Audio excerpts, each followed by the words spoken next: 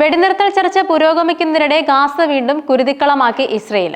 മുൻപിലുടനീളം Israel നടത്തിയ വ്യോമാക്രമണങ്ങളിൽ ഒറ്റ രാത്രി കൊണ്ട് 100 പലസ്തീനികൾക്കാണ് ജീവൻ നഷ്ടമായത്. ഗാസയുടെ ചില ഭാഗങ്ങളിൽ പ്രവർത്തന നിയന്ത്രണം നേടുന്നതിനായി പുതിയ കരയാക്രമണ പദ്ധതി ഇസ്രയേൽ പ്രതിരോധ സേന പ്രഖ്യാപിച്ചിരുന്നു. ഓപ്പറേഷൻ ഗിഡിയൻസ് ചാരിറ്റ്സ് എന്ന രഹസ്യ നാമത്തിൽ അറിയപ്പെടുന്ന സൈനിക നടപടിയുടെ തുടക്കമെന്നാണ് ഇസ്രയേൽ ഉദ്യോഗസ്ഥർ പുതിയ ആക്രമണങ്ങളെ വിശേഷിപ്പിച്ചത്. ഗാസയുടെ ചില ഭാഗങ്ങൾ പിടിച്ചെടുക്കുന്നതിനും ജനസംഖ്യയിൽ ഭൂരിഭാഗത്തെയും തെക്കൻ മേഖലകളിലേക്ക് കുടിയിറക്കുകയുമാണ് ഓപ്പറേഷന്റെ ലക്ഷ്യം. ഇസ്രയേൽ ആക്രമണത്തിൽ മുഴുവൻ കുടുംബങ്ങളും സിവിൽ രജിസ്ട്രേഷൻ രേഖയിൽ നിന്നും തുടച്ചു നീക്കപ്പെട്ടുവെന്നാണ് ഗാസ ആരോഗ്യ മന്ത്രാലയ വക്താവ് ഖലീൽ അൽ ഡെക്രാൻ പ്രതികരിച്ചത്. യുദ്ധവിമാനങ്ങളും പീരങ്കികളും ഉപയോഗിച്ചാണ് പ്രതിരോധ സേന ആക്രമണം നടത്തിയത്. കൊല്ലപ്പെട്ടവരിൽ ഭൂരിഭാഗവും കുട്ടികളാണെന്നാണ് റിപ്പോർട്ടുകൾ. നിരവധി പേർക്ക് ഗുരുതര പരിക്കേൽക്കുകയും ചെയ്തു. അവശ്യ മരുന്നുകളുടെയും മെഡിക്കൽ ഉപകരണങ്ങളുടെയും അഭാവത്തിൽ പരിക്കേറ്റവർക്ക് മതിയായ ചികിത്സ നൽകാൻ ആരോഗ്യ പ്രവർത്തകർക്ക് കഴിയുന്നില്ല. വടക്കൻ ഗാസയിലെ ജബലിയ പ്രദേശത്തെ വീടിന് നേരെ നടന്ന ആക്രമണത്തിൽ ഒരു കുടുംബത്തിലെ 9 പേർ കൊല്ലപ്പെട്ടതായി ആരോഗ്യ മന്ത്രാലയത്തിന്റെ അടിയന്തര സേവന വിഭാഗം അറിയിച്ചു. ജബലിയയിൽ തന്നെ ഉണ്ടായ മറ്റൊരു ആക്രമണത്തിൽ 7 കുട്ടികളും സ്ത്രീയും ഉൾപ്പെടെ 10 പേർ കൊല്ലപ്പെട്ടു. മധ്യ ഗാസയിൽ നടന്ന 3 വ്യത്യസ്ത ആക്രമണങ്ങളിലായി കുറഞ്ഞത് 12 പേർ കൊല്ലപ്പെട്ടതായും ആശുപത്രികൾ അറിയിച്ചിരുന്നു. തെക്കൻ നഗരമായ ഖാൻ യൂനിസിലും പരിസര പ്രദേശങ്ങളിലും നടന്ന വ്യോമാക്രമണങ്ങളിൽ 48-ലധികം പേർ കൊല്ലപ്പെട്ടു. അഭയാർത്ഥി ക്യാമ്പുകളിലാണ് ആക്രമണം നടന്നത്. മരിച്ചവരിൽ പകുതിയിലധികം പേരും സ്ത്രീകളും കുട്ടികളുമാണെന്നാണ് നാസർ ആശുപത്രിയിലെ ഡോക്ടർമാർ പറയുന്നത്. 3 മാധ്യമപ്രവർത്തകരും കൊല്ലപ്പെടുകയുണ്ടായിരുന്നു.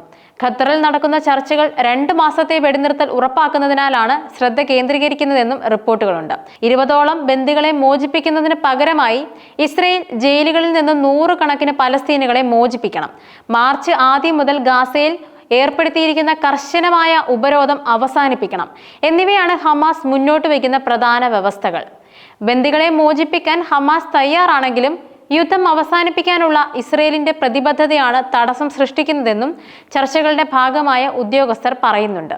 വെടിനിർത്തൽ കരാറിലുണ്ടാകുന്ന കാലതാമസം ഉപരോധം നിലനിൽക്കുന്ന ഗാസയിൽ ഭക്ഷ്യസുരക്ഷ അപകടത്തിലാക്കുമെന്ന് വിദഗ്ധർ മുന്നറിയിപ്പ് നൽകുന്നുണ്ടായിരുന്നു.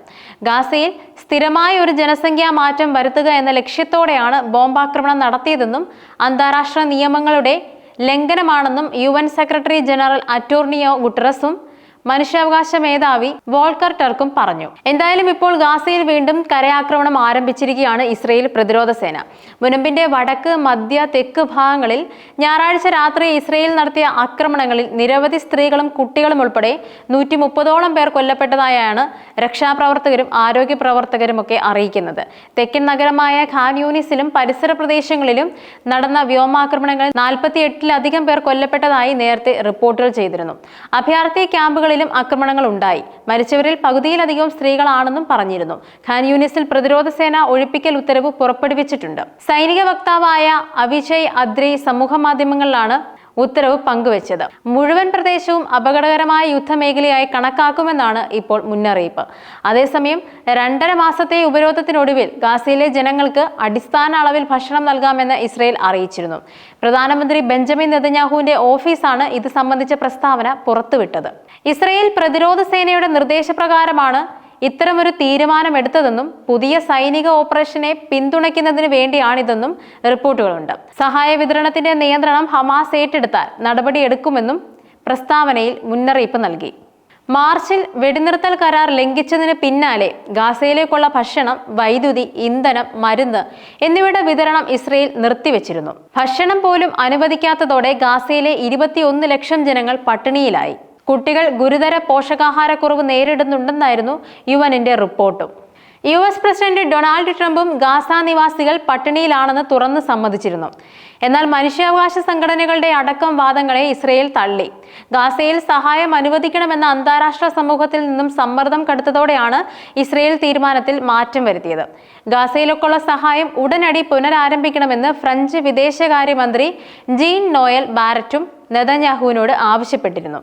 അതിനിടെ ദോഹയിൽ നടന്ന ചർച്ചയിൽ 60 ദിവസത്തെ വെടിനിർത്തൽ കരാറിന്റെ ഭാഗമായി 9 ബന്ദികളെ മോചിപ്പിക്കാൻ ഹമാസ് സമ്മതിച്ചതായി പലസ്തീൻ ഉദ്യോഗസ്ഥരെ ഉദ്ധരിച്ച് BBC റിപ്പോർട്ട് ചെയ്തിരുന്നു.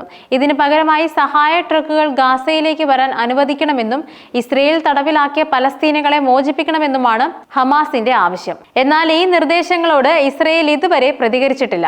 ഗാസയിൽ നിന്നും സൈന്യത്തെ പിൻവലിക്കുകയോ യുദ്ധം അവസാനിപ്പിക്കുകയോ ചെയ്യില്ലെന്ന നിലപാടിലാണ് നെതന്യാഹു.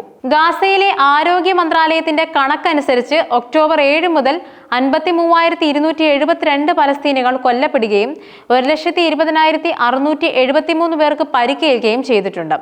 ആക്രമണത്തിൽ കാണാതായ ആയിരക്കണക്കിന് ആളുകളെ കൂടി ഈ കണക്കിൽ ഉൾപ്പെടുത്തിയാൽ മരണസംഖ്യ 61,700-ലധികമാകും.